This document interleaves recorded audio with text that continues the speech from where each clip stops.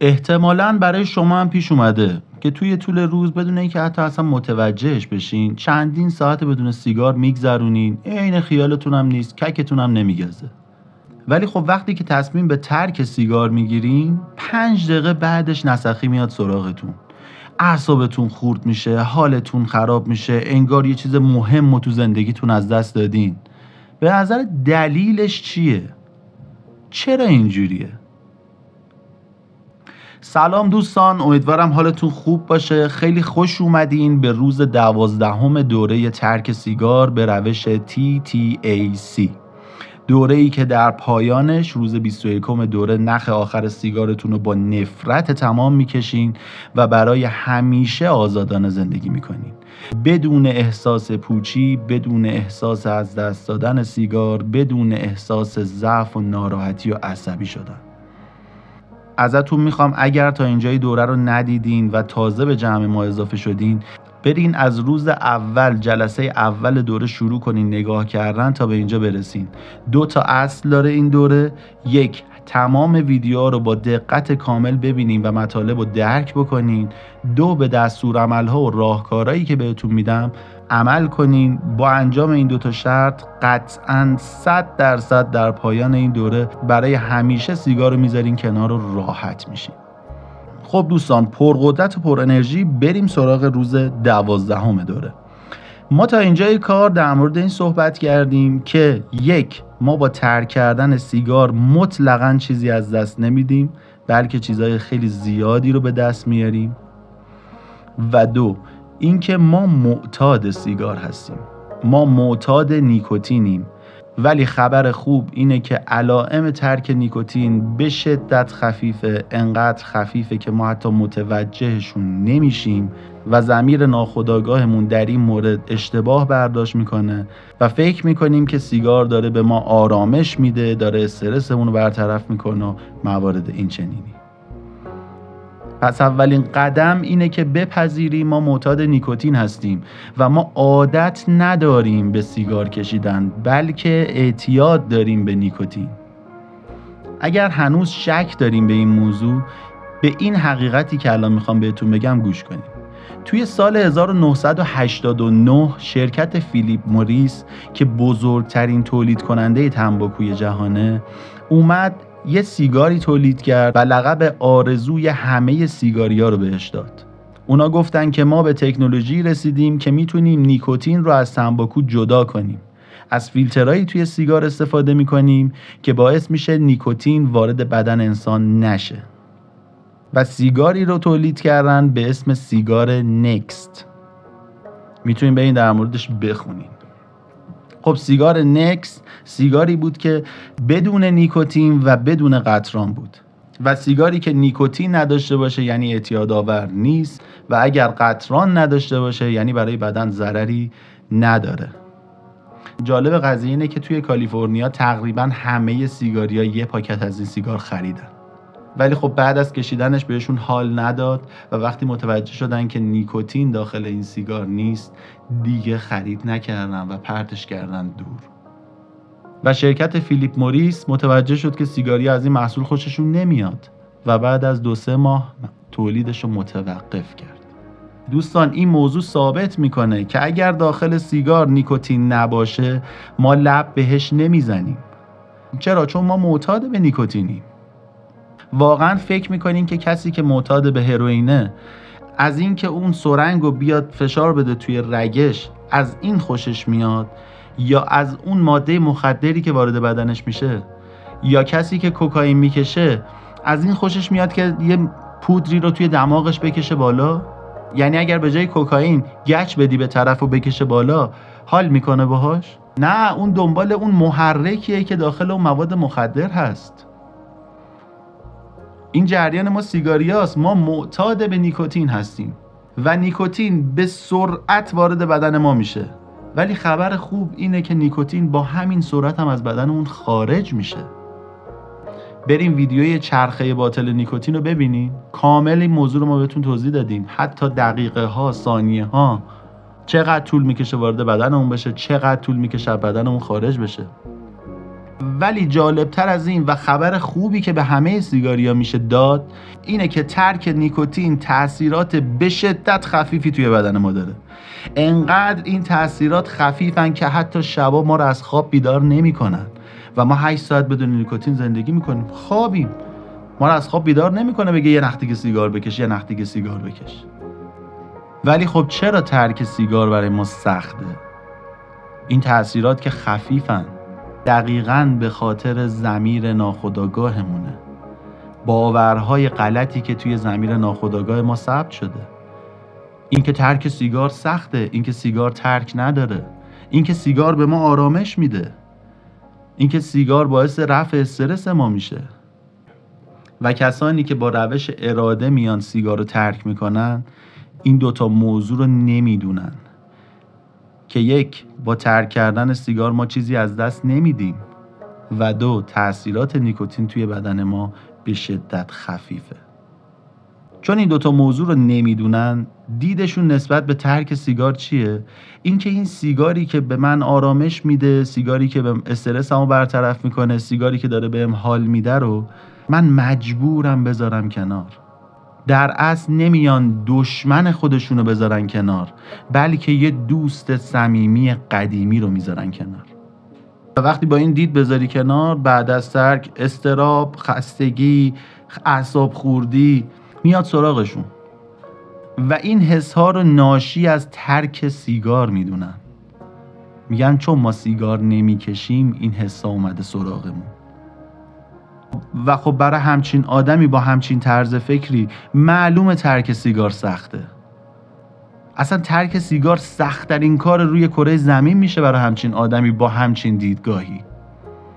احتمالاً تو طول زندگیتون این حس رو داشتین، هممون این حس رو داشتیم به روش‌های مختلف تو موقعیت‌های مختلف. مثلا یکی رو دیدیم از سیگار سرطان گرفته، یا رفتیم جلوی آینه دیدیم دندونامون زرد شده، دوستمون، همسرمون برگشته گفته نکشین لعنتی رو، بچه‌مون گفته نکشین لعنتی رو. به خاطر پدر مادرمون تصمیم به ترک گرفتیم. ولی خب با دیدگاه غلطی که توی ذهنمون بوده، ما به خاطر خودمون سیگار رو ترک نکردیم، بلکه به خاطر والدینمون، به خاطر فرزندمون، به خاطر همسرمون سیگار رو ترک کردیم. و ته مغزمون این بوده که ما داریم دوستمون رو از دست میدیم. ته ذهن هممون این بوده که آقا سیگار برای من مفیده، سیگار خوبه، سیگار ارزشمنده، جایگاه سیگار والاترین جایگاه رو تو ذهن ما داشته. ولی خب ما خودمون رو از کشیدنش محروم کردیم به خاطر والدینمون، به خاطر همسرمون، به خاطر فرزندمون، به خاطر سلامتیمون. این دقیقاً بزرگترین موضوعیه که ترک سیگار با اراده رو رد میکنه.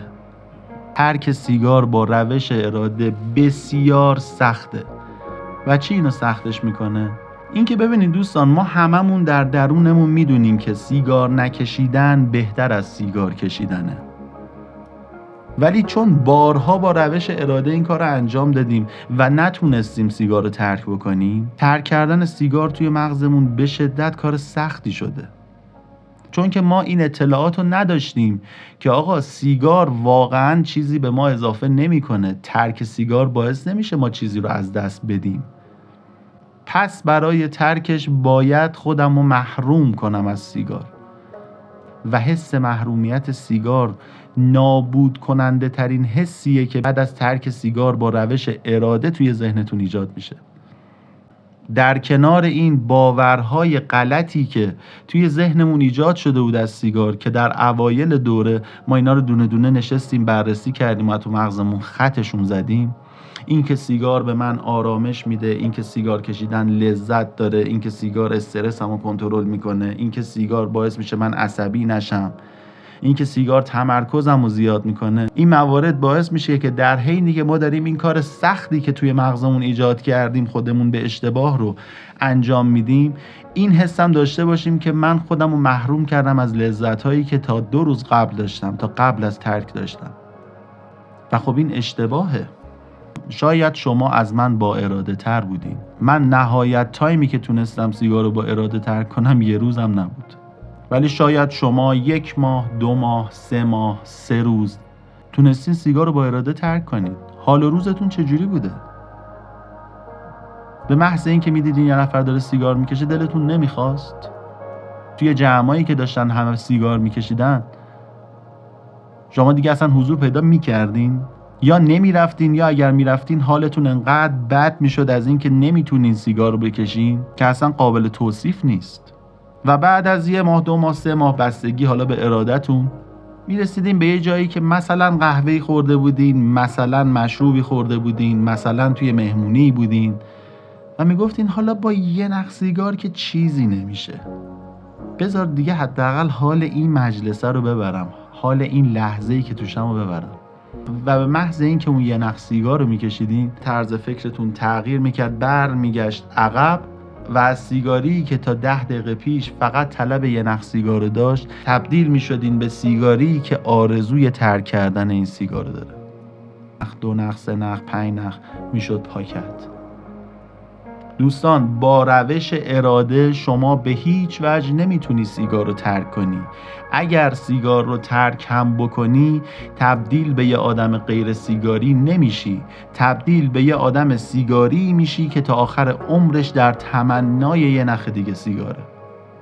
قبل از کشیدن اون 1 نخ بهونه‌های مختلف میاریم برای خودمون و وقتی اون 1 نخ سیگار رو میکشیم به خودمون میگیم وای من چقدر احمقم، من از شر سیگار خلاص شده بودم، چرا کشیدمش، چرا لب به این لعنتی زدم باز دوباره.